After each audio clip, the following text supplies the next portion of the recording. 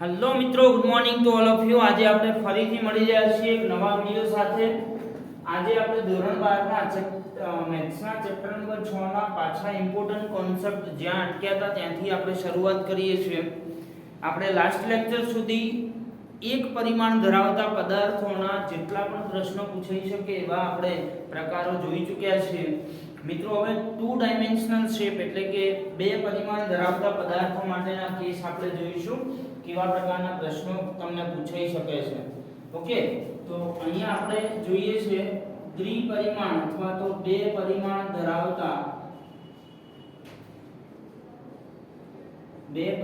ધરાવતા પદાર્થો। હવે બે પરિમાણ ધરાવતા પદાર્થોના કેસમાં આપણે કેવા પ્રશ્નો પૂછાઈ શકે અને કયા ત્રિપરિમાણ ધરાવતા પદાર્થો છે એની આપણે ચર્ચા કરીએ છીએ। સૌપ્રથમ પદાર્થ નંબર 1 વર્તુળાકાર પ્લેટ।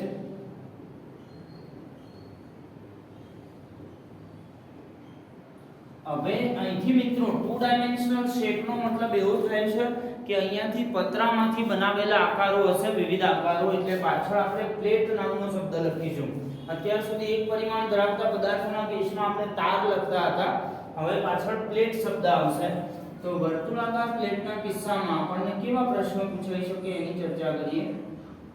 તો વર્તુળાકાર પ્લેટ જો આપેલી હોય તો અહીંયા કંઈક દ્રવ્ય હશે, એટલે આ પ્રકારે આપણે દર્શાવી શકીએ।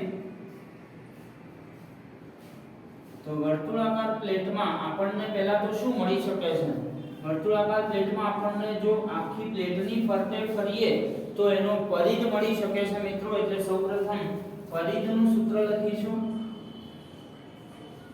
વર્તુળાકાર પ્લેટનું પરિઘ C બરાબર આપણે જાણીએ છીએ 2πr હોય, કેમ કે કેન્દ્રથી એની ત્રિજ્યા આપણને r આપેલી હોઈ શકે। તો એક આ સૂત્ર છે અને ત્યારબાદ તમને વર્તુળાકાર પ્લેટનું ક્ષેત્રફળ મળી શકે છે મિત્રો। તો વર્તુળાકાર પ્લેટના ક્ષેત્રફળની જો વાત કરીએ તો ક્ષેત્રફળ A બરાબર πr² જેટલું મળી શકે। હવે આ બંનેના કેસમાં તમને કેવા પ્રશ્નો પૂછાઈ શકે કે પરિઘમાં થતા ફેરફારનો દર ત્રિજ્યાને સાપેક્ષ પૂછાય। ત્યારબાદ એવી જ રીતે જોઈએ તો એના ક્ષેત્રફળમાં થતા ફેરફારનો દર આપણે શોધી શકીએ ત્રિજ્યાને સાપેક્ષ। એવી જ રીતે જો તમને કોની સાપેક્ષે નથી કીધેલું પ્રશ્નની અંદર તો મિત્રો આપણે સમયની સાપેક્ષે શોધતા હોઈએ છીએ। તો એ બંને કેસ આપણે જોઈશું। કેસ નંબર 1 ની અંદર આપણે પરિઘના પ્રશ્ન કેવી રીતે પૂછાય જોઈએ। પરિઘનો તેની ત્રિજ્યાને સાપેક્ષ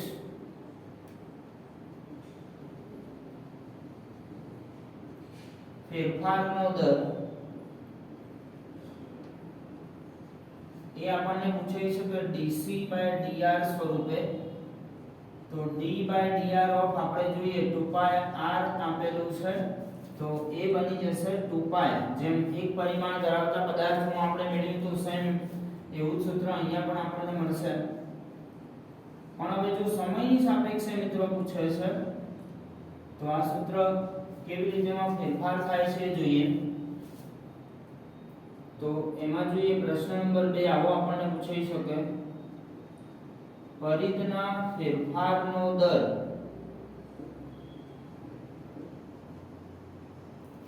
એટલે એને કહેવામાં આવે dc/dt।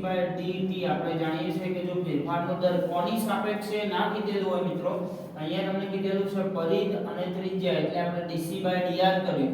અહીંયા આપણને પરિઘનો પણ કોને સાપેક્ષે નથી કીધેલું, એટલે સમયની સાપેક્ષે આપણે ફેરફારનો દર મેળવતા હોઈએ છીએ। તો d/dt ઓફ c નું મૂલ્ય આપણે મૂકી દઈએ 2πr થઈ જશે 2π dr/dt। તો આ તમારા પરિઘના ફેરફારનો દર સમયની સાપેક્ષે મળી ગયો, અથવા નથી કીધેલું એટલે આપણે સમયની સાપેક્ષે મેળવ્યો છે। ઓકે મિત્રો, હવે આપણે ક્ષેત્રફળના ફેરફારનો દર વિશે જોઈશું। પ્રશ્ન નંબર 3 કેવો પૂછાઈ શકે તો આપણે લખી શકીએ ક્ષેત્રફળનો તેની ત્રિજ્યાને સાપેક્ષ ફેરફારનો દર એ આપણે લખી શકીએ। અહીંયા ક્ષેત્રફળને a કહેવામાં આવે છે, ત્રિજ્યાને r કહી શકીએ। એટલે એટલે મિત્રો આ બની જશે dA/dr = d/dr ઓફ, અહીંયા ક્ષેત્રફળનું સૂત્ર આપણને આપેલું છે πr², અને હવે મિત્રો જો r નું r ની સાપેક્ષે વિકલન કરીએ તો અહીંયા જે ઘાત છે એ આગળ આવશે એટલે થશે 2πr, એટલે આ પ્રકારનું કંઈક આપણને સૂત્ર મળશે. તો મિત્રો અહીંયા તમે ખાસિયત એ જોઈ હશે કે જો ક્ષેત્રફળનું ત્રિજ્યાને સાપેક્ષ આપણે ફેરફારનો દર મેળવીએ છીએ તો એ સૂત્ર તમને કંઈક પરિઘના સૂત્ર જેવું મળી જાય છે, જોઈ શકો છો c જેવો જવાબ મળી ગયો છે અહીંયા. ઓકે, હવે ફોર એક્ઝામ્પલ તમને કોની સાપેક્ષે ફેરફારનો દર મેળવવો છે ના કીધેલું હોય તો આપણે કેવી રીતે કરતા હોઈએ છીએ તમે જાણો છો. પ્રશ્ન 4 આવો પૂછાઈ શકે, ક્ષેત્રફળના ફેરફારનો દર, અહીંયા આપણને આવું જ કહી દે ફેરફારનો દર, તો એને શું કહેવામાં આવે, તો આપણને કોની સાપેક્ષે જો ના કીધું હોય તો ખાલી ક્ષેત્રફળ જે છે એનું આપણે સમયને સાપેક્ષ ફેરફારનો દર મેળવી શકીએ મિત્રો. અને એ સૂત્ર કેવું બનશે, તો d/dt ઓફ, અહીંયા લખીએ આપણે πr². તો હવે મિત્રો અહીંયા તમારી જોડે ચલ છે r અને તમે મેળવી દેશો સમયની સાપેક્ષે વિકલન, એટલે અહીંયા ચેન રૂલ લાગુ પડશે. તો મિત્રો સૌપ્રથમ તો એની ઘાત આગળ આવશે એટલે થશે 2πr, પણ r નું પાછું t ની સાપેક્ષે થશે dr/dt, એટલે આ પ્રકારનું કંઈક આપણને સૂત્ર મળશે dA/dt ના ફેરફારનો દર. ઓકે, તો આ પ્રકારે તમને વર્તુળાકાર પ્લેટમાં આટલા પ્રશ્નો મિત્રો પૂછાઈ શકે. ઓકે, એટલે આની બહારનો કોઈ પ્રશ્ન ના પૂછાઈ શકે કેમ કે 2 ડાયમેન્શનના કિસ્સામાં આપણને આ બે સૂત્રો જ હોય, એક પરિઘ હોઈ શકે આપણી જોડે અને ક્ષેત્રફળ, એટલે આ બંનેના સાપેક્ષમાં આ પ્રકારના પ્રશ્નો તમને પૂછાઈ શકે. હવે આપણે વાત કરીએ છીએ નેક્સ્ટ આકારની, નંબર 2. તો મિત્રો ચોરસ આકાર પ્લેટ,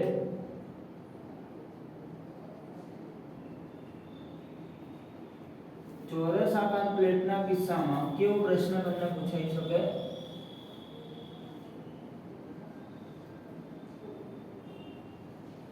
તો આ પ્રકારની જો ચોરસ પ્લેટ હોય મિત્રો આપણી, તો એના માપ હોય L L, એટલે કે બંને માપ સમાન હોય છે. અહીંયા પ્લેટ છે એટલે અહીંયા પણ આપણે મટીરીયલ છે એવું બતાવી શકીએ.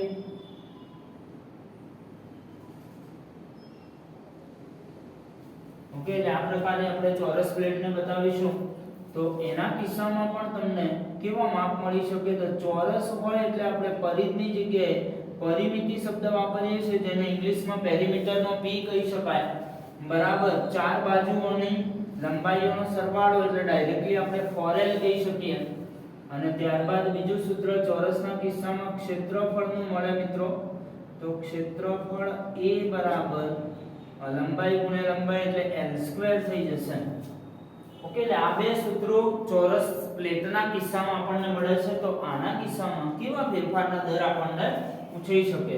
હું જે ટોપિક અત્યારે મિત્રો કવર કરી રહ્યો છું એ MCQ ને ધ્યાનમાં રાખીને ડિટેલમાં ટોપિકને કવર કરી રહ્યો છું, એટલે તમને કદાચ એવું લાગશે કે આવું તો આપણા કોઈ દાખલામાં વપરાતું નથી, પણ MCQ ના કિસ્સામાં જે પણ પેપર સેટરો MCQ કાઢતા હોય છે ફંડામેન્ટલ ને ધ્યાનમાં રાખીને MCQ કાઢતા હોય છે, એટલે ખાસ આ ટોપિકો જો તમારા ક્લિયર હશે તો MCQ માં તમને જરાક પણ તકલીફ નહીં પડે.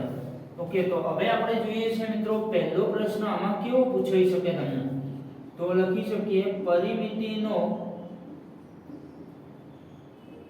તેની લંબાઈને સાપેક્ષ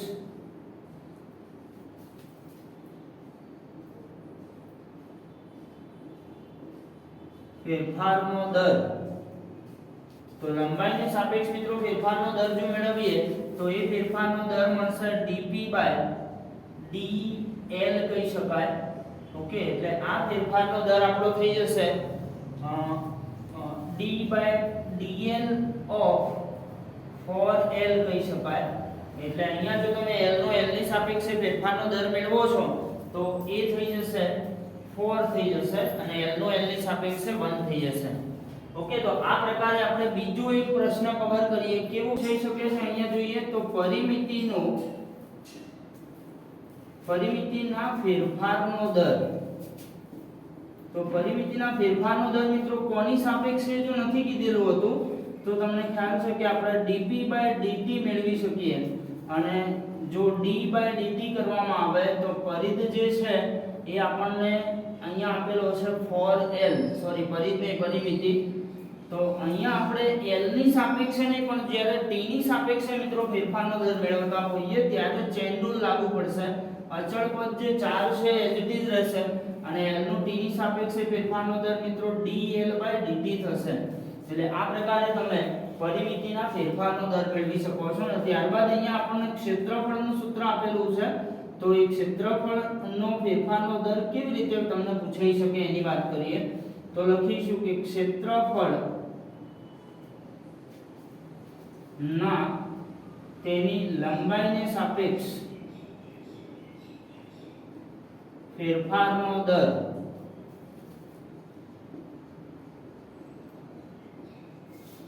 તો એ મિત્રો આપણે લખીશું કે dA/dl આ ફેરફારનો દર આપણે કેવી રીતે મેળવીશું તો જોઈ શકો છો d∗dl a નું ક્ષેત્રફળ આપણી જોડે છે મિત્રો l² તો a l² નું જો l ની સાપેક્ષે ફેરફારનો દર મેળવવામાં આવે તો ઘાત આગળ આવશે અને આ થઈ જશે 2l એટલે dA/dl આપણને 2l મળશે ઓકે અને લાસ્ટ પ્રશ્ન મિત્રો આપણને કેવો અહીંયા પૂછાઈ શકે તો અહીંયા તમને જો કોને સાપેક્ષે ફેરફારનો દર મિત્રો મેળવવો છે એ નથી કીધેલું હતું તો તમને ખ્યાલ છે કે આપણે સમયની સાપેક્ષે મેળવતા હોઈએ છીએ તો લખીશું કે ક્ષેત્રફળના ફેરફારનો દર તો એ ફેરફારના દરને કોની સાપેક્ષે મેળવવાનો છે નથી કીધેલું એટલે આપણે સમયની સાપેક્ષે મેળવીશું અને એનું વિકલન આપણને કેવું મળે છે તો d/dt ક્ષેત્રફળનું સૂત્ર આપણું છે l² તો અહીંયા સૌપ્રથમ તો આપણે જે ઘાતના પ્રમાણે વિકલન કરતા હોઈએ છીએ તો મિત્રો ઘાત આગળ આવશે અને l નું t ની સાપેક્ષે વિકલન થશે સોરી પહેલા તો 2l લખીશું અને l નું t ની સાપેક્ષે મિત્રો dl/dt થશે એટલે આ પ્રકારે તમારે વિકલન કરવાનું થશે અને આવા પ્રશ્નો ચોરસના કિસ્સામાં મિત્રો તમને પૂછાઈ શકે છે ઓકે હવે પછીના આપણે જે આકારો બાકી રહ્યા છે નંબર 3 માં આવશે લંબચોરસ આકાર તો એની આપણે ચર્ચા કરીશું ત્યારબાદ બીજા કોઈ શેપ બાકી હશે તો એ પણ કવર કરીશું અને એના પછી ત્રિપરિમાણીય પદાર્થો મિત્રો આપણે કવર કરવાના છે આ પ્રકારના વિડિયો મિત્રો જો તમને ગમ્યા હોય તો ચેનલને સૌપ્રથમ સબસ્ક્રાઇબ કરી દો ત્યારબાદ આવા પ્રકારના વિડિયો જો તમે સૌપ્રથમ મેળવવા માંગતા હોય તો તમારે YouTube માં જઈ નોટિફિકેશન ઓન કરી દો અને તમે તમારા અન્ય મિત્રોને જો હેલ્પફુલ થવા માંગતા હોય તો વિડિયોને લાઈક કરી તેમને શેર કરી આપો કે જેથી એ લોકો પણ આ પ્રકારના વિડિયો સૌપ્રથમ જોઈ એમનો અભ્યાસ સારી રીતે કરી શકે જો તમને આ કન્ટેન્ટની અંદર અથવા કોઈ અન્ય MCQ માં અથવા કંઈ પણ જગ્યાએ તમને તકલીફ જણાતી હોય તો તમે YouTube ચેનલમાં કમેન્ટ કરી શકો છો અથવા અહીંયા જણાવેલા WhatsApp નંબર પર મેસેજ કરી શકો છો થેન્ક યુ